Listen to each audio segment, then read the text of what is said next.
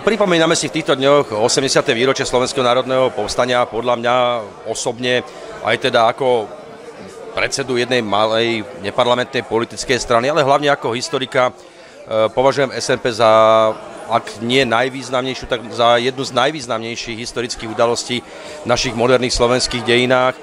Vnímam to jednoznačne ako vo všeobecnosti ako akt, ktorým Slováci dali jasne najavo, kam chcú smerovať a kam chcú patriť.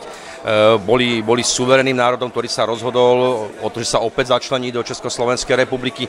A samozrejme ako lavičiara vidím tam aj ten veľmi významný odkaz boja za sociálnu spravodlivosť, ktorý sa neskôr začal aj v tej slovenskej spoločnosti rozvíjať. Ja som veľmi rád teda, že aj ruské veľvyslanectvo zorganizovalo takúto výstavu práve pri príležitosti 80. výročia.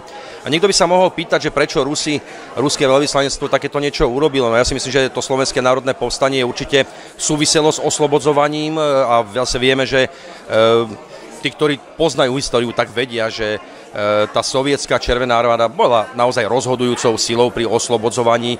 Vieme, že ten Sovietsky zväz pomáhal samozrejme aj pri organizovaní Slovenského národného povstania, ale aj potom v tom partizánskom boji už po potlačení samotného Slovenského národného povstania a následne Karpatsko-Duklianská operácia. Čiže určite všetko so všetkým súviselo. Slovenské národné povstanie súviselo s ukončením vojny, malo svoj podiel aj pri oslobodení alebo porážke fašizmu na území Slovenska. Takže takto asi v kocke nejak vnímam Slovenské národné povstanie a zároveň teda aj túto výstavu. Ja by som len bol rád, keby to samotné 80. výročie bolo takým nejakým symbolom alebo takou výzvou k zamysleniu sa, hlavne aj tých mladších generácií, aby sme nepreberali ten výklad histórie nejak tak striktne, ako nám je servírovaný, ale aby sme rozmýšľali a skúšali hľadať a spájať tie historické fakty. To si myslím, že je taký odkaz toho Slovenského národného povstania aj pre súčasnosť.